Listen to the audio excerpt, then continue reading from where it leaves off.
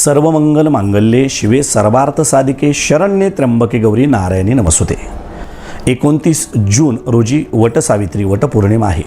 मग ही पूजा आपण कशी करायची व ह्या दिवशी काय उपाय केल्यानंतर फळप्राप्ती उत्तम होते आपण जाणून घेऊयात। सकाळच्या सत्रामध्ये शुचिर्भूत होऊन सुवासिनींनी लवकरात लवकर घरातील देवतांची पूजा करायची आहे आणि वटपूजनासाठी जायचं आहे।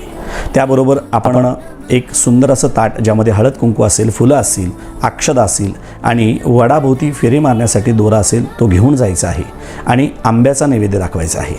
हे करत असताना भगवंत वटदेवतांची पूजा करायची आहे आणि पूजा करत असताना भगवंतांना प्रार्थना करायची आहे, माझ्या पतीला व आमच्या सर्व कुटुंबियांना दीर्घायुष्य प्राप्त होऊ दे, घरामध्ये सुख शांती समाधान प्राप्त होऊ दे अशी प्रार्थना करायची आहे। आणि 7 फेऱ्या आपण वडाला मारायच्या आहेत। या दिवशी आपण काय उपाय करायचे, गरीब व्यक्ती असतील, होतकरू व्यक्ती असतील अशा व्यक्तींना अन्नदान करू शकता, वस्त्रदान करू शकता, फळे दान करायचे आहे, जेणेकरून आपल्याला प्रत्येक गोष्टीमध्ये चांगलं यश सुयश प्राप्त होईल।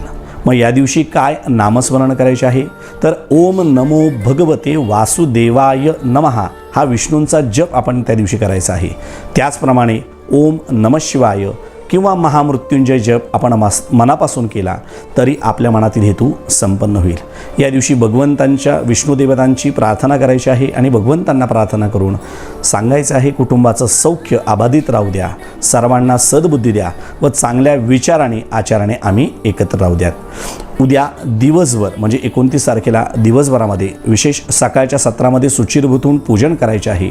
दुपारी संध्याकाळच्या सत्रात देखील वटसावित्रीचे पूजन करण्यास हरकत नाही। दिवसभर पौर्णिमा आहे, पौर्णिमेमध्ये या व्रताची पूजा सांगितली आहे। त्यामुळे आपण सर्व सुवासिनींनी हे व्रत मनापासून करून दीर्घायुष्य प्राप्तीसाठी भगवंतांना प्रार्थना करायची आहे। धन्यवाद।